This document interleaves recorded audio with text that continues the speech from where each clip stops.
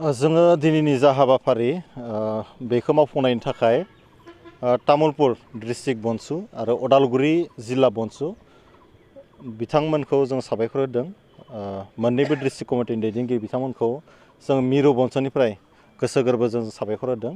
दिनैनि जा हाबाफारि बेवहाय मोननै एजेन्डा लानाय जादोंमोन। मोनसेया जाबाय बड'लेण्ड सोमावसारनायनि बेलायाव गोथौयै सावरायनाय, मोनसेया जादों मावथि फारिया जुथुम अर्थात बिबानगिरिफोरनि जा सांग्रांथि बेखौ दिनैनि हाबाफारिनि गेजेरजों मावफुंनो नाजानाय जादों आरो बे इनिसिएटिभखौ तामुलपुर डिस्ट्रिक्ट बा उदालगुरि डिस्ट्रिक्ट बिथांमोना जयैनो लादों। बेराफारसेथिं दिनैनि जा हाबाफारि बेवहाय मोनसे समनि बड'लेण्ड सोमावसारनायनि गागि दैदेनगिरि प्रदीप कुमार दैमारि बिथाङा फैनो गोनांमोन, नाथाय माखासे असुबिदानि थाखाय देहायारि असुबिदानि थाखाय बिथाङा मोनफैनो हायाखै। नाथाय बिथाङा खोथा होदों फैबाय थानाय समाव बिथाङा जोंजों लोगोसे जोंनि हाबाफारियाव नुजागोन आरो जोंनो जा गोदान जोलैनो बड'लेण्ड बिनायनि जा एक्सपिरियेन्स बा फैबाय थानाय समाव बोरैहाय जोङो दावगालांनांगोन बेनि साजेसनखौ बिथाङा होगोन होनना जोंनो खोथा होदों।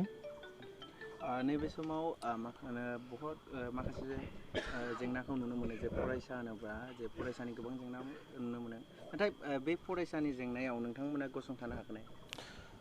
फरायसा आफाद हिसाबै गसंथानो हागोन ना हाया होननाय बाथ्रा गैया। जों हानांगोन आरो जों हागोन।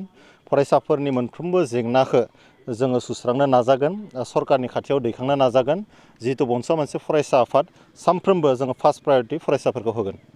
बेनि अनगायैबो बर' हारिमुखौ गोबाङानो जे अनसायबाय थादों। आथिखालाव जों नुनो मोन्दों जे आसाम सोरखारनिफ्राय जे 1.5 लाख रांनि जे अनसुंथाइ मोन्दों, बेवहाय बर'नि माखासे जे बैसागु हानजाफोरा मोननो हायाखै। बे बिथिङाव मा बुंदों बनसुनि जानांगौ? बे बिथिङाव आं जेबो बुङा। बेनि थाखायनोथ' बड'लेण्डखौ नांगौ जोंनो। बेनि थाखायनो बनसुआ बड'लेण्डखौ फिन खेबसेबाव बिनो थाखाय जानजि खाफ्रादों। बड'लेण्डनि अल्टारनेटिभ जेबो गैया। बे बैसागुआव माबा माबि मोननायाथ' बे उन्दै उन्दै बाथ्रा, नाथाय जोंनि हा हुनि रैखाथि जाति हिसाबै गसंथानायनि बाथ्रा, जातिनि अस्तित्वनि बाथ्रायासो गिदिरसिन। सेरफां इरिगेसन आइभिनि फोथाराव दिनै उदालगुरि जिल्ला बनसु आरो तामुलपुर जिल्ला बनसु जयै जोङो मोनसे बड'लेण्ड सोमावसारनाय आरो दैदेनगिरिफोरनि मावफारिया जुथुमा दिनै बेयाव जों लानाय जायो। बेवहाय जोङो जोंनि बर'फोरनि जोंनि जा मावलांनांगौ हाबा बेफोरनि सायाव जोङो गुवारै सावरायनाय जायो। फारसेथिं जोंनि सोलोंथाइ बिथिं, रांखान्थि बिथिं, समाजखान्थि बिथिं बेफोरनि सायाव जोङो गुवारै जोङो सावरायलायनाय जायो।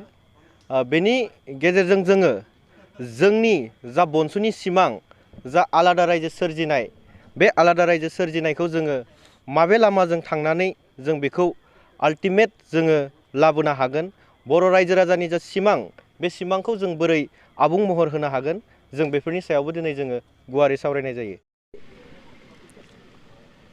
तामुलपुर जिल्ला बनसु आरो उदालगुरि जिल्ला बनसुआ जयै मावथि फारिया जथुम लादों सुक्लाय सेरफांनि इरिगेसन बांलुआव। बेहाय माबायदिहाय बड'लेण्ड सोरजिगोन बा बर' रायजो राजाफ्रा मानो बड'लेण्ड बिदों, बेफोरनि सायाव जों मिरु बनसुनि बुंथिगिरि बिथां रंगुल बर' आदा आरो लोगोसे मिरुनिनो public relation secretary Sanjay Narzary आदा बिथांमोना जोंजों थाफानानै दिनैनि हाबाफारिखौ जोबोद मोजाङै मोजां जाफुंसार होदों। जों बेहाय सावरायनायाव जोबोद मोजाङै जोंजों हेफाजाब होफादों बिथां रंगुल बर' आदाया। बड'लेण्ड सोमावसारनो गोनां मा राहा लागोन बेफोरनि सायावबो गुवारै सावरायनाय जायो दिनैनि बे मावथि फारिया जथुमनायाव। आरो माबाफोर